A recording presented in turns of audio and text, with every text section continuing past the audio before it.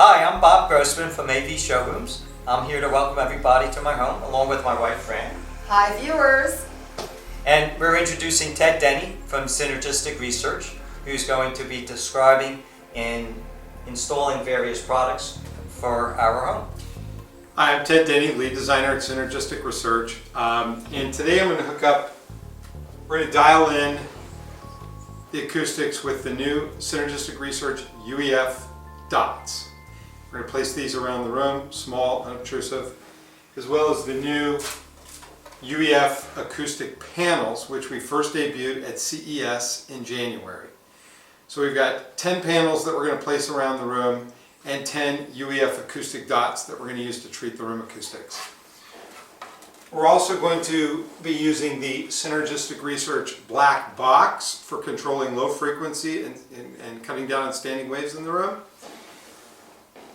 And then this is the ATM or atmosphere tuning module, and we're going to be using the new Atmosphere XL or extra large. It's 4 times the broadcast power of the original Atmosphere, and of course the ATM goes right on top of the Atmosphere.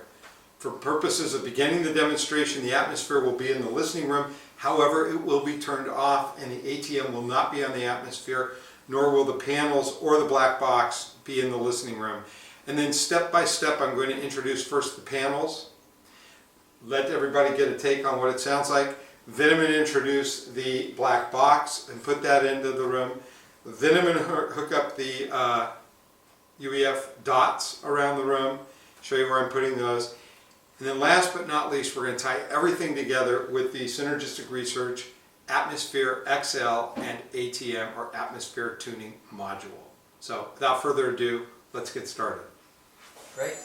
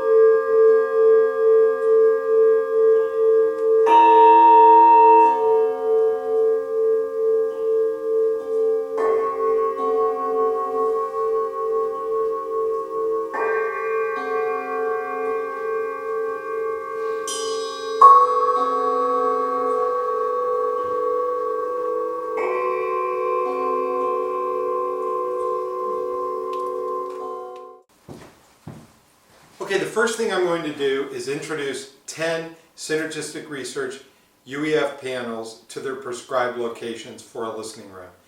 And shortly we'll have these placement guidelines on our website.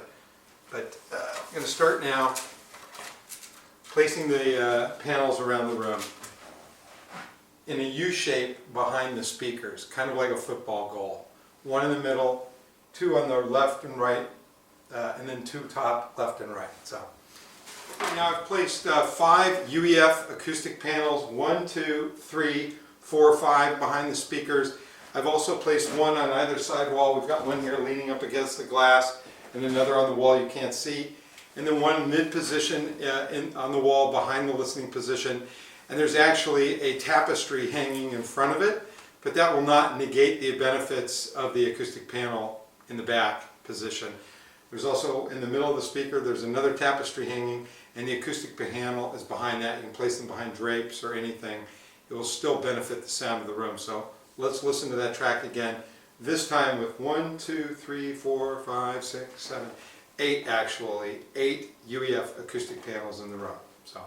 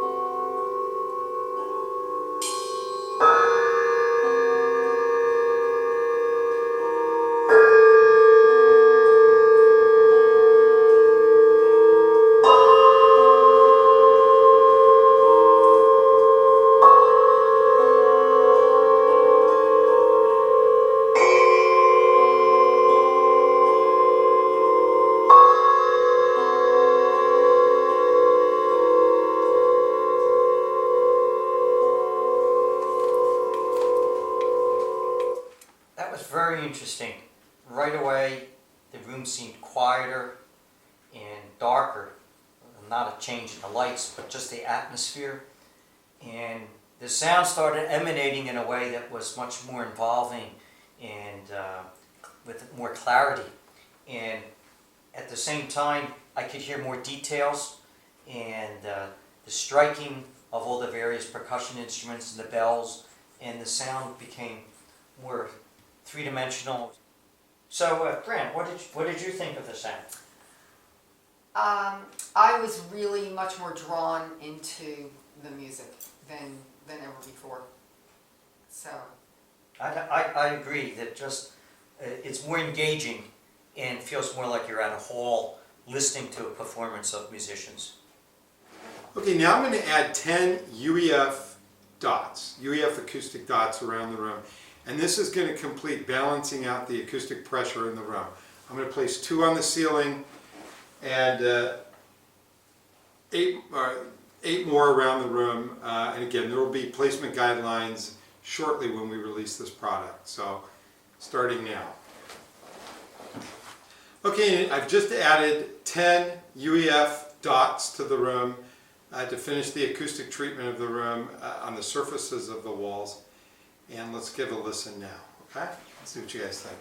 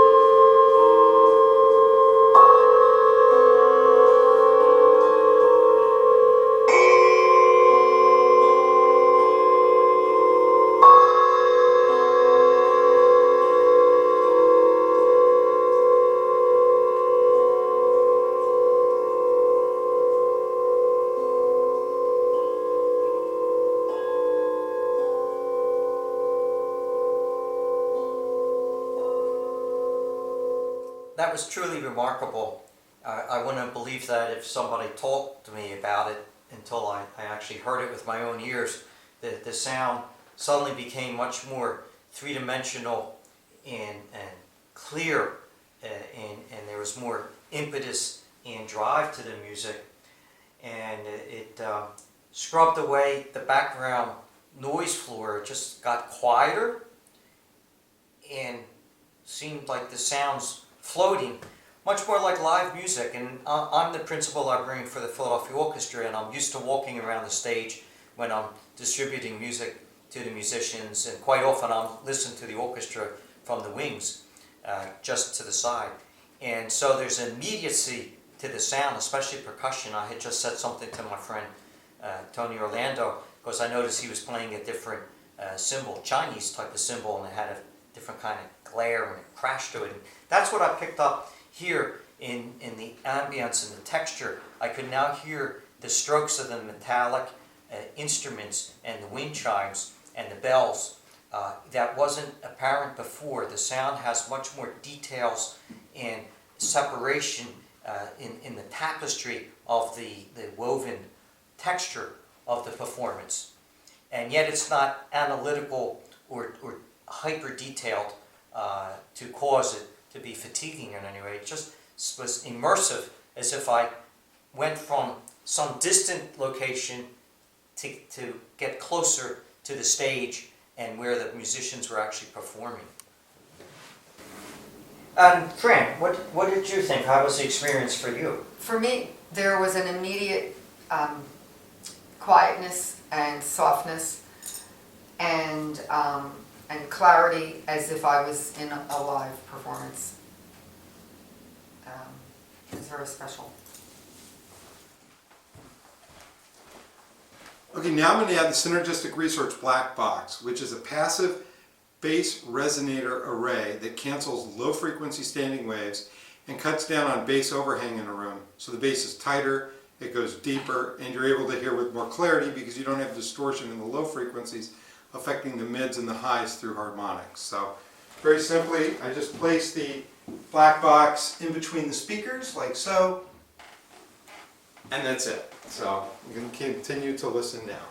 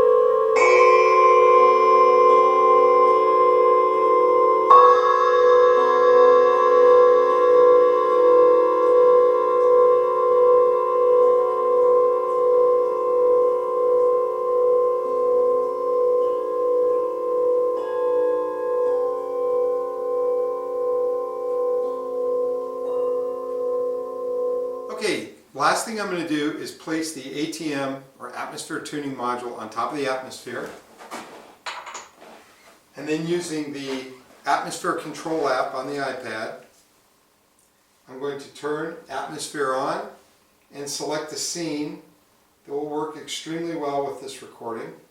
Okay, so now we're going to play. The atmosphere is turned on, the black box is in the room, the new UEF acoustic panels are in the room, and the new UEF dots are placed around the room. And I've also placed one behind each of the magnaplanar speakers and one on each side of the subwoofer, which helps integrate the sub with the panels much better than if you don't have the acoustic dots or UEF dots on the subwoofers themselves. So I hit play here, we're on, so let's just continue to play that track and see what you think of it with the atmosphere in place. Okay?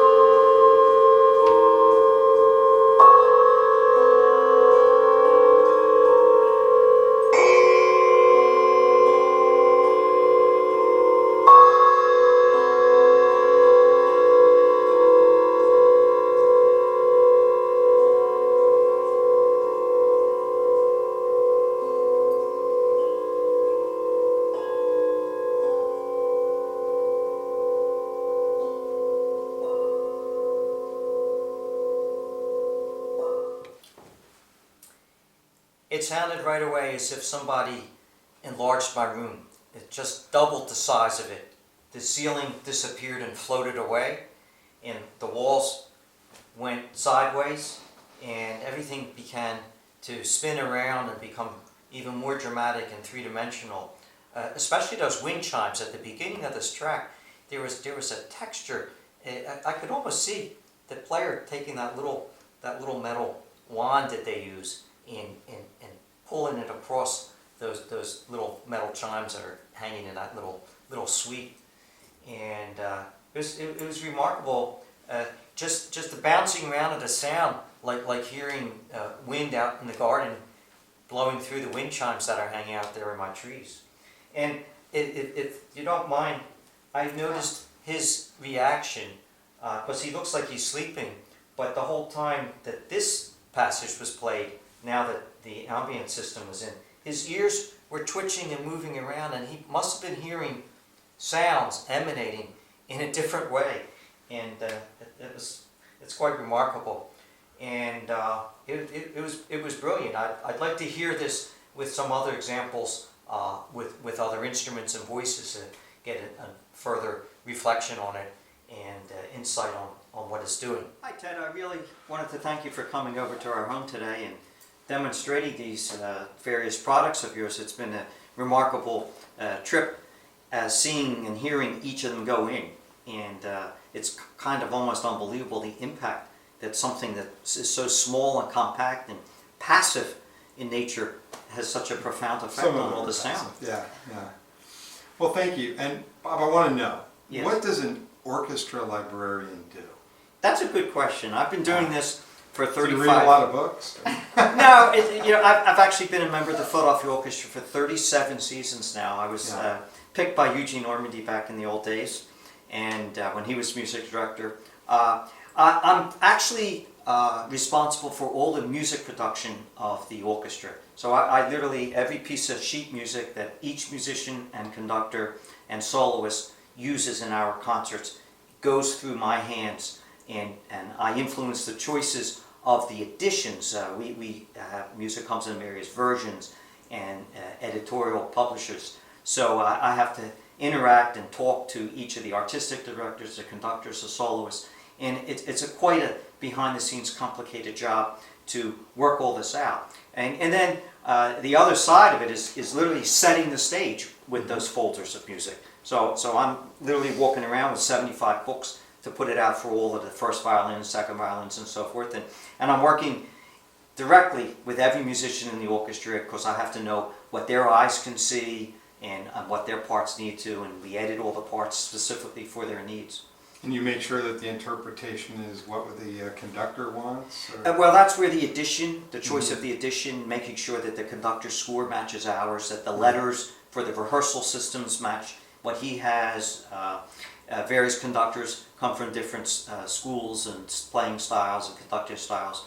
And in particular, one of the areas that is our specialty is bowing. So the string players go up and down with their bow arms, and that influences sound, because if you think of the strength when you're going down versus going up, like when you saw more strength coming down. More strength coming down, there's a greater attack on the bow. And so that influences what we call the phrasing and the dynamics, and how the music is going to sound to our ears. So just like when a wind player or a singer has to take a breath in order to have enough air to go through the musical line, the string players are constantly working with their bow arms in order to be able to facilitate their interpretation and the sound. So you're very familiar with the way things should sound?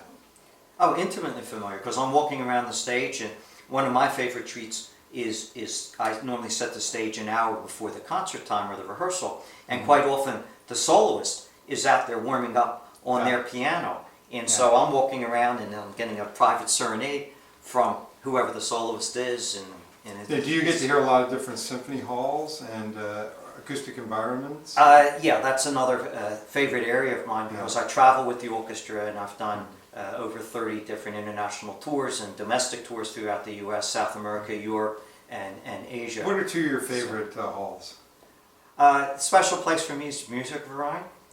Small, intimate, traditional And shoebox. where's that at? In Vienna. Located, yes. Yeah. And then what would be one of your larger venues that you really like? Here we go up to New York to do Carnegie Hall concerts, Okay. and that's been special because I've been going there for all these years and lived through the original Carnegie Hall and then the post renovation, and so many recordings that people use and enjoy, not only just for the musical performances but as demos, are concerts from Carnegie Hall.